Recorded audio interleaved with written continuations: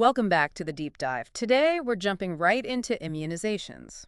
You know, it's often called one of the greatest public health achievements ever. It really is, And we see the proof, right? Childhood coverage for things like MMR, DTaP, it's often over 95% in schools. which has led to those record low cases of polio, measles, things we barely see now, thankfully. But that success can actually be a bit deceptive for advanced practice students, can't it? Oh, absolutely. It can lead to a kind of complacency. So our mission today isn't just the basics you already know. We need to dig deeper. Right. We're focusing on the tricky stuff. The pharmacology, the special considerations, the complex schedules, the things you need to master as a clinician. Exactly. Like understanding the different pneumococcal vaccines or knowing precisely when high-dose steroids mean you have to hold off on a live vaccine, those nuances. Okay, so here's the reality check. While childhood rates are great, Adult and adolescent coverage, it's worryingly low. We're talking maybe 33% to 70% for flu or pneumococcus in adult under 65. wow, that low. Yeah. And think about this, pneumonia and influenza, still the 8th leading cause of death in the U.S.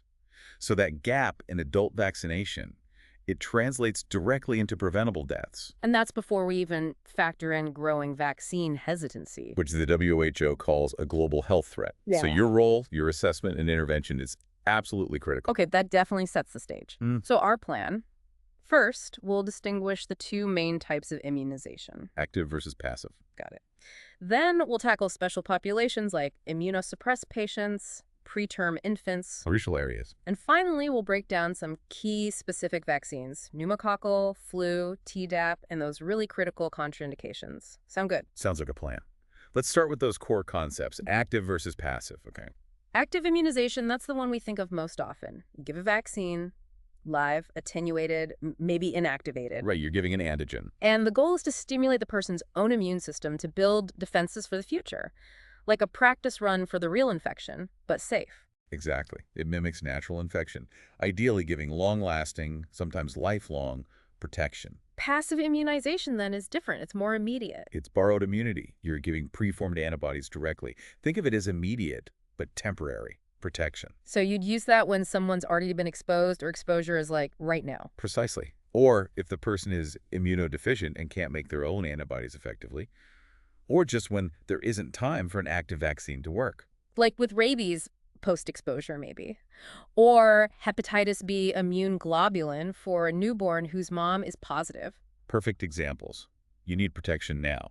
Okay, thinking about the vaccines themselves, they're not just the antigen, right? There's other stuff in there. Right. Pharmacologically, you've got the active part, the antigen, Yeah. but also suspending fluids, maybe preservatives, stabilizers, sometimes antibiotics, and often adjuvants. Adjuvants, what's their role again? They're basically immune boosters. They help provoke a stronger response to the antigen, making the vaccine more effective. And this is important clinically because Because allergic reactions, they're almost always to one of those other ingredients. The inert additives, maybe trace antibiotics, egg protein in some flu shots, gelatin, not usually the antigen itself. so that's why checking the full ingredient list against allergies is so key. Absolutely. You need to look at the package insert. Okay. Let's talk about administration and schedules. Combination vaccines are helpful, less pokes. It definitely helps with compliance. But there are acceptable ranges for when doses can be given, which allows for catch-up. That sounds like a practice management headache. It can be. That flexibility is necessary, but you have to have good systems, tickler files, electronic reminders, whatever works to make sure people actually complete the series. Otherwise, they just fall through the cracks. Makes sense. Okay, let's shift into those special circumstances. Preterm infants first. Yeah. Generally, we dose based on chronological age, right? Mostly yes, but hepatitis B is the big exception. It's all about the mother's HBsAg status. Okay, break that down. If mom is HBsAg negative, the baby gets their first dose either at 1 month of age or when they're discharged from the hospital, whichever comes first. Simple enough. But if mom is positive, That's an emergency. The baby needs Hep B immune globulin, that's passive immunity, and the first dose of the Hep B vaccine at different injection sites, all within 12 hours of birth. 12 hours. That's a tight window. It's incredibly tight and absolutely critical for preventing transmission. Miss it, and the risk goes way up. Got it. Okay, now, the immunosuppressed child, maybe HIV, cancer treatment, long-term high-dose steroids. What's the rule on live vaccines? Is it always a no-go? Generally, yes. Live vaccines are contraindicated. There are two main reasons. One, the risk that the weakened virus could actually cause disease in them. Because their immune system can't handle even the attenuated version. Exactly. And two, even if they don't get sick from the vaccine, their suppressed immune system likely won't mount an effective protective response anyway, so the vaccine wouldn't even work well. So if we can't use active vaccines, how do we protect these vulnerable kids? We rely on passive immunity again. Regular doses of immune globulin, often given intravenously IVIG, it provides temporary, ready-made antibodies. But you mentioned generally. Is there any exception for live vaccines and immunosuppression? There is one very specific narrow exception, the live varicella chickenpox vaccine. Okay. Under specific compassionate use protocols, it can be considered for children, say 12 months up to 17 years, who have acute lymphocytic leukemia but have been in remission for at least a year. Why that specific case? Because for that group, the risk and severity of getting natural chickenpox is deemed potentially higher than the risk from the vaccine. But it's a very careful specialist decision. Understood.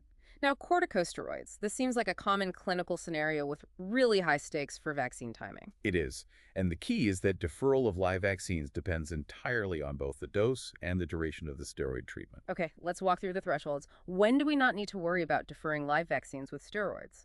You're generally okay if it's topical steroids, inhaled steroids, or injections into a joint. Also, physiologic replacement doses, like for Addison's disease, are fine. What about systemic doses? If the systemic dose is low, meaning less than 2 milligrams per kilogram per day of prednisone equivalent, or less than 20 milligrams total per day, if the person weighs over 10 kilos, you generally don't need to defer live vaccines. Okay, so low dose or localized is fine, but what if they hit those higher systemic doses, like 2 milligram PL a day or more, or over 20 milligram per total? Right. Now, it depends on duration. If they're on those high doses, daily or alternate days, but for a short period, 14 days or less, you just need to wait until they've completely stopped the steroids before giving the live vaccine. Just wait till it's stopped. Okay. But what if that high dose course lasts longer than 14 days? That's the crucial distinction. 14 days or more of high-dose steroids causes more significant immunosuppression.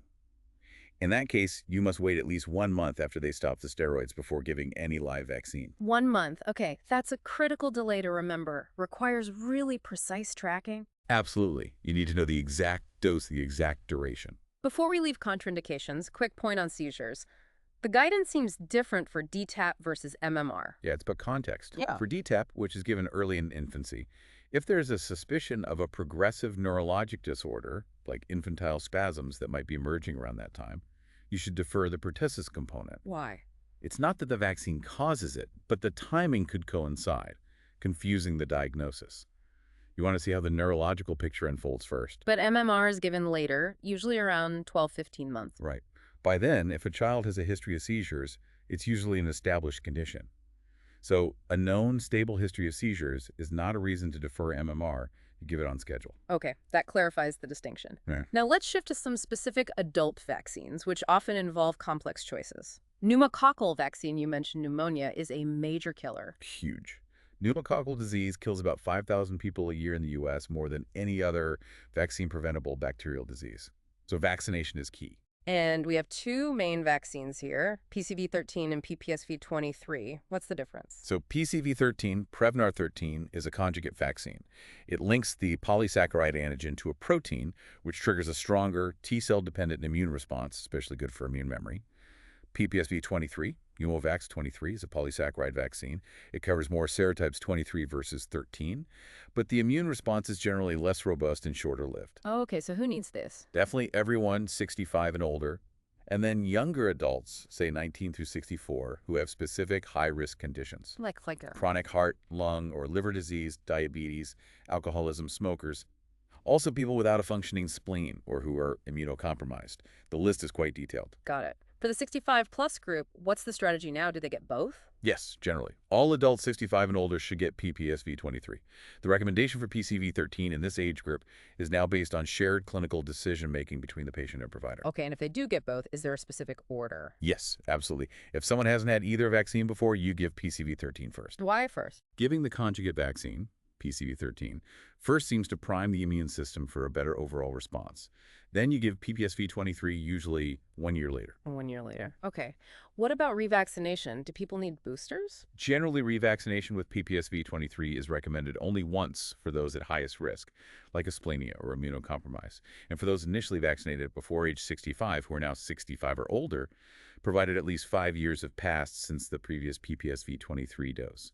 There's no data supporting more than 2 lifetime doses of PPSV-23 for most people. Okay, complicated but critical. Let's move to influenza. Who needs the flu shot? Pretty much everyone. Anyone aged 6 months or older every single year. Universal recommendation. There are different types, right? The shot versus the nasal spray. Correct. You have the inactivated influenza vaccine, or that's the standard flu shot. Then there's the live attenuated influenza vaccine, LAIV, which is the nasal spray, full mist. And the LAIV, being live, has some specific contraindications. Big ones. Yeah. It's contraindicated in anyone who's immunocompromised. But also, and this is key, it's generally not recommended for their close contacts or healthcare workers who care for severely immunocompromised patients in protected environments. Why not for the contacts or healthcare workers? Because the person who gets the live nasal spray vaccine can potentially shed the weakened virus for a short period. So if they're around someone severely immunocompromised, there's a theoretical, albeit small, risk of transmission. The guidance is if they do get LAIV, they should avoid contact with those severely immunocompromised individuals for 7 days. Wow, okay. That's an important counseling point. Any specific dosing considerations for flu? Yes, annual dosing is needed because the circulating strains change. For adults 65 and older, there's a high-dose IFA available, designed to elicit a stronger immune response in older adults whose systems might not respond as robustly. And what about kids? Kids aged 6 months through 8 years who are getting vaccinated for the very first time need 2 doses in that first season, given at least 4 weeks apart, to build adequate immunity. Got it. 2 doses for the newbies under 9. Okay. Tdap tetanus, diphtheria, acellular pertussis. This is expanded beyond just childhood series, right? Yes. A single dose of Tdap is recommended for adolescents, usually around age 11, 12, and then for adults who haven't had one before. It substitutes for one of the routine TD's boosters. But there's a really critical indication for Tdap in pregnancy. Absolutely non-negotiable standard of care now. Every pregnant woman needs 1 dose of Tdap during each pregnancy, ideally between 27 and 36 weeks gestation. Each pregnancy. Why? To maximize the mother's antibody levels late in pregnancy so she passes high levels of protective antibodies against pertussis to her baby before birth. This protects the infant during their most vulnerable first few months. Makes perfect sense. Okay, briefly, HPV vaccine. Human papillomavirus vaccine. Routine vaccination recommended at age 11 or 12 can start as young as 9. It's usually a 2 or 3 dose series depending on age at initiation. Catch-up is recommended through age 26 and shared decision-making for ages 27-45. Key contraindication: pregnancy. Right. And rotavirus. That one has a famously tight schedule. Infamously tight. Rotavirus causes severe gastroenteritis in young kids. The vaccine is oral. The first dose has to be given before the infant turns 15 weeks old, ideally starting around 6-12 weeks. Before 15 weeks for the first dose. Yes, and all doses in the series must be completed before the child reaches 8 months of age. After that, it's too late. You can't start or continue the series. That requires meticulous tracking in pediatric practices. Definitely. No room for error there. Okay, let's try to pull this together with a quick case application. Think about DB from the case study, 22 years old, works as a nurse's aide, and she smokes. What vaccines jump out immediately based on just those facts? Okay, multiple flags there. Nurse's aide healthcare worker means she absolutely needs documented immunity or vaccination for hepatitis B, likely Hep A too, depending on the setting, MMR, varicella, and annual flu shots. And the smoking? Smoking puts her in a high-risk category for pneumococcal disease, even at age 22. So what's her pneumococcal plan? Because she's under 65, but has that risk factor, smoking, she should receive PCV-13 first, followed by PPSV-23 at least 1 year later. Okay. What else for a 22-year-old? She definitely needs a Tdap booster if she hasn't had one as an adult. And she's right in the age range for HPV vaccination if she hasn't completed that series. See, that's the kind of synthesis needed, pulling together occupation, age, risk factors. Now, let's throw a wrench in it. What if DB needs an emergency splenectomy? How does that change her immediate vaccine needs? Splenectomy drastically increases risk for sepsis from encapsulated bacteria, Pneumococcus, Hib, Meningococcus. Ideally, you vaccinate before the splenectomy, but if it's an emergency... Right, post-op. What's needed? She needs several vaccines, ideally before discharge or within 14 days post-op.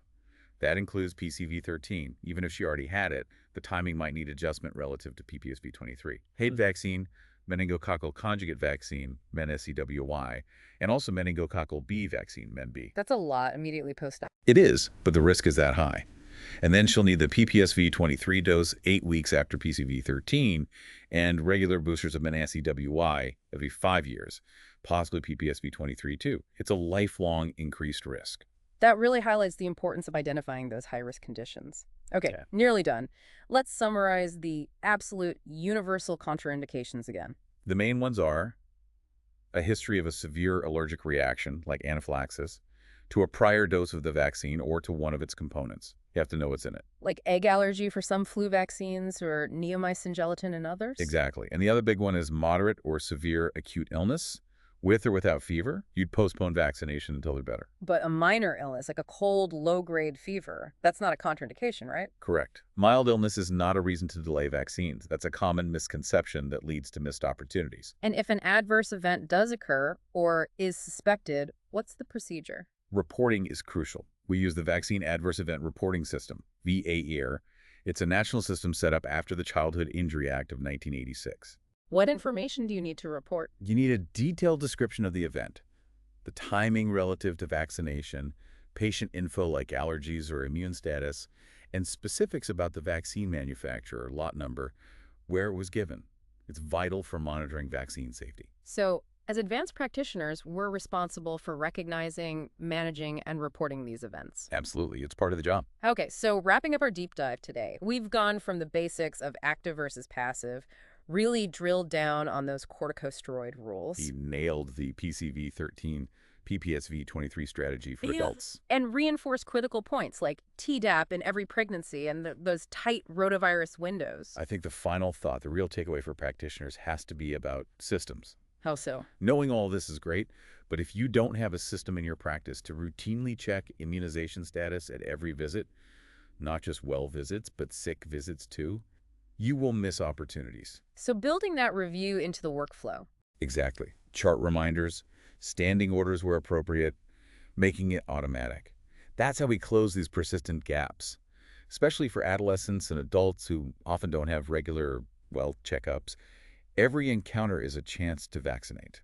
Make every encounter count. A perfect challenge to end on. Thanks so much for walking us through all these complexities. My pleasure. It's incredibly important stuff. And thank you all for joining us for this deep dive. We'll catch you next time.